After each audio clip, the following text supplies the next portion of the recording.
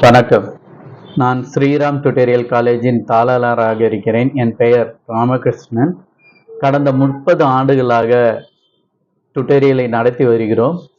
இதில் பல சூழ்நிலைகளால் மாணவர்கள் இடையில் நின்றவர்களும், குடும்ப சூழ்நிலைகளாலும் மற்றும் இடம் விட்டு இடம் பெயர்த்து இருக்கும் மாணவர்களும் அவர்களை படிக்க உறுதுணையாக இருந்து அவர் அத்தனை பேரையும் தேர்ச்சி பெற செய்கிறோம்.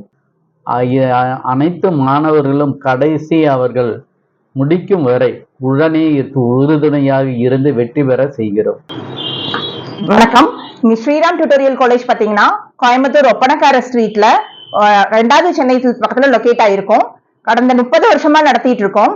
இதுல கோர்சஸ் அப்படின்னு பாத்தீங்கன்னா 8th 10th +1 +2 Montessori teacher training, fire and safety engineering, அதே மாதிரி டாப் காலேஜஸ்க்கு அட்மிஷன் கைடன்ஸ், LLB அந்த மாதிரியான அட்மிஷன் கைடன்ஸ் எல்லாமே நாங்க பண்ணி கொடுத்துட்டு தான் இருக்கோம்.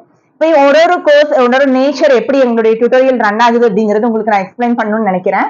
இதுல ஃபர்ஸ்ட் பாத்தீங்க அப்படின்னா எந்த மாதிரியான சூழ்நிலையில ஸ்டூடெண்ட்ஸ் இங்க வந்து ஜாயின் பண்றாங்க அப்படின்னா டிராப் அவுட்ஸ் நிறைய வருவாங்க. டிராப் அவுட்ஸ் அப்படின்னு பாத்தீங்க அப்படின்னா அவங்களுடைய ஃபேமிலி சிச்சுவேஷன்னாலயோ இல்ல அவங்களுடைய ஹெல்த் இஷ்யூனால ஏதோ ஒரு சூழ்நிலையில அவங்க படிப்பை வந்து பாதியில டிராப் பண்ணிருப்பாங்க. அடுத்து என்ன பண்றதுன்னு தெரியாம இருக்கிற ஸ்டூடெண்ட்ஸுக்கு நாங்க இங்க வாங்க, தாராளமா உங்களுக்கு நாங்க ஹெல்ப் பண்ண தயாரா இருக்கோம். இப்ப இதுல பாத்தீங்க அப்படின்னா ஹைலைட் ஆன கோர்ஸ் அப்படின்னு எடுத்துட்டீங்கன்னா 10th ஸ்டாண்டர்ட் 10th வந்து படிக்கிறதுக்கு ஒரு சிலர்கிட்ட ப்ரூஃப் எதுவுமே இருக்காது, ஆனா படிக்கணுங்கிற ஆசை இருக்கும். ஒரு ஆதார் கார்டு இருந்தாலே போதும், அந்த ஆதார் கார்டு வச்சு தாராளமா அவங்க வந்து 10th வந்து படிக்க முடியும். இப்ப 10th படிக்கும்போது பேசிக்கே எழுத படிக்க தெரியாதவங்களுக்கு எப்படி நீங்க படிக்க வைக்கிறீங்கன்னு கேட்கலாம். ஃபர்ஸ்ட் அடிப்படை பேசிக் நாங்க ஒரு 2-3 மந்த்ஸ் சொல்லி கொடுத்துட்டு அதுக்கப்புறம் தான் சப்ஜெக்ட் குள்ளார போகும். எங்களோட ஸ்பெஷாலிட்டி அப்படின்னு பாத்தீங்கன்னா சப்ஜெக்ட் வைஸ் டீச்சர்ஸ் வச்சிருக்கோம், ஸ்மார்ட் கிளாஸ் வச்சிருக்கோம், அவங்க லெவலுக்கு இறங்கி நடத்துறோம், இண்டிவிஜுவலா நாங்க வந்து கேர் கொடுக்குறோம். ஸ்கூல் மாதிரியே மிட்டம் கோட்டேலி ஹாஃபேலி ரிவிஷன்ஸ் எல்லாமே இருக்கு. அதே மாதிரி கிளாஸ் டைம் தாண்டி அவங்க வீக்கா இருக்க ஸ்டூடெண்ட்ஸ்க்கு நாங்க எக்ஸ்ட்ரா ஸ்பெஷல் டியூஷன்ஸ் மாதிரி எல்லாம் ப்ரொவைட் பண்ணிட்டு இருக்கோம். இப்ப 10th அவங்க சக்சஸ்ஃபுல்லா கம்ப்ளீட் பண்ணிட்டாங்க அப்படின்னா அடுத்து 11th படிக்கணும்னு அவசியம் இல்ல, டைரக்டா 12th பண்ணிக்கலாம். அது 12th வந்து ஆர்ட்ஸ் குரூப் வேணாலும் ஜாயின் பண்ணி படிக்கலாம், சயின்ஸ் குரூப் வேணாலும் ஜாயின் பண்ணி படிக்கலாம்.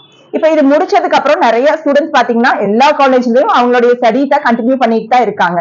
இந்த மாதிரியான சர்டிபிகேட்ஸ் வந்து வேலிட் இருக்குமா அப்படின்னு நினைக்கலாம். தாராளமா இது வந்து கவர்மெண்ட் ரெகக்னைஸ்டான சர்டிபிகேட் தான்.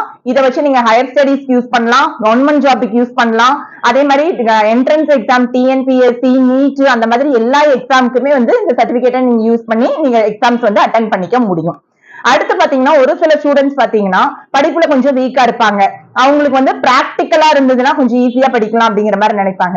அந்த மாதிரியான ஸ்டூடெண்ட்ஸுக்கு எங்ககிட்ட ஃபயர் அண்ட் சேஃப்டி இன்ஜினியரிங் அப்படிங்கிற கோர்ஸ் இருக்கு. இப்போ ஃபயர் அண்ட் சேஃப்டி இன்ஜினியரிங் எடுத்துட்டீங்க அப்படின்னா மேக்ஸிமம் வந்து அதுல பிராக்டிகல்ஸ் தான் இருக்கும். இதுல அவங்க படிக்கும் போதே உங்களுக்கு நாங்க ட்ரைனிங் அனுப்புறோம். இந்த ட்ரைனிங் போற கம்பெனிஸ்லயே நிறைய ஸ்டூடெண்ட்ஸ் வந்து பிளேஸ் ஆயிடுறாங்க. பிளஸ் ஃபாரின்ல பாத்தீங்கன்னா ஜாப் ஆப்பர்ச்சுனிட்டிஸ் இதுக்கு நிறைய இருக்கு. அடுத்து பாத்தீங்க அப்படின்னா மாண்டசரி டீச்சர் ட்ரைனிங். இப்ப கேர்ள்ஸ் நிறைய பேர் வந்து 10th தான் முடிச்சிருப்பாங்க, ஆனா டீச்சர் ஆகணும் அப்படிங்கிற ஆசை அவங்களுக்கு இருந்ததுன்னா 10th இருந்தாலும் சரி, அதுக்கு மேல டிகிரி வரைக்கும் படிச்சிருந்தவங்களா இருந்தாலும் சரி, தாராளமா அவங்க வந்து என்ன பண்ணலாம், மாண்டசரி டீச்சர் ட்ரைனிங் ஜாயின் பண்ணலாம். இது வந்து 1 இயர் கோர்ஸ். இந்த கோர்ஸோட சேர்த்து நாங்க spoken English, spoken Hindi, hand writing, computer இதெல்லாமே சொல்லி தரோம். வெளியில ஸ்கூலுக்கு ஒரு 1 மந்த் டீச்சிங் பிராக்டிஸும் அனுப்புறோம். இது கோர்ஸ் முடிச்ச உடனே அவங்களுக்கு இன்டர்நேஷனல் சர்டிபிகேட் கிடைக்கும். இதை வச்சு தாராளமா அவங்க ஸ்கூல்ல டீச்சரா ஒர்க் பண்ணலாம், அப்படி இல்லைன்னா ஓனா பிளே ஸ்கூல் மாதிரி ஆரம்பிச்சு நடத்தினாலும் நடத்தலாம். இது மட்டும் இல்லாம டாப் காலேஜஸ்க்கு அட்மிஷன் கைடன்ஸும் பண்ணிட்டு இருக்கோம். இதுல நம்ம பாத்தீங்கன்னா எம்பிபிஎஸ் பாத்தீங்கன்னா இந்தியால படிக்கிற மாதிரி இருந்தாலும் பண்ணலாம், இல்ல அப்ராட் போய் படிக்கிற மாதிரி இருந்தாலும் பண்ணலாம். இப்ப அப்ராட் அப்படின்னா நமக்கு வந்து நிறைய ப்ராசஸ் இருக்கும், அந்த ப்ரொசீஜர் எல்லாம் எப்படி அப்படிங்கிறது நிறைய பேத்துக்கு தெரியாது. அது வந்து உங்களுக்கு பயப்பட வேண்டிய அவசியமே இல்ல, லோ காஸ்ட்ல நீங்க வந்து அப்ராட்ல போய் நீங்க வந்து படிச்சுக்க முடியும். இப்ப அப்ராட் அப்படிங்கும்போது அதுக்கான ஃபார்மாலிட்டிஸ் எல்லாமே நாங்க வந்து ஏற்பாடு பண்ணி கொடுத்து நம்ம டீமே அவங்க காலேஜ்ல போய் செட்டில் பண்ணிட்டு தான் வராங்க. இதுல சேஃப்டி இருக்குமா அப்படிங்கிற பயம் இருக்கும், பயப்பட வேண்டியது இல்ல. பாய்ஸுக்கு தனியா ஹாஸ்டல் இருக்கும், கேர்ள்ஸுக்கு தனியா ஹாஸ்டல் இருக்கும், இந்தியன் ஃபுட் கிடைக்கும், அவங்களுக்கு தாராளமா அங்க வந்து சேஃப்டியா படிச்சுக்கலாம். இப்ப அவங்க அப்ராட்ல போய் MBBS பண்ணும்போது அட் த சேம் டைம் அங்க வந்து அவங்க யூனிவர்சிட்டிஸ் வந்து பிஜிக்கு வந்து அவங்களுக்கு எக்ஸ்ட்ரா கோச்சிங் ஃப்ரீயா சொல்லி தராங்க. அந்த பிஜி எக்ஸாம் அவங்க வந்து MBBS முடிச்சோட கிளியர் பண்ணிட்டாங்கன்னா பிஜி வந்து ஃபாரின்ல அவங்க ஃபீஸ் இல்லாம ஃப்ரீயாவே படிக்கலாம். அடுத்து எல்எல்பி பாத்தீங்கன்னா 3 இயர்ஸ் கோர்ஸும் இருக்கு, 5 இயர்ஸ் கோர்ஸும் இருக்கு.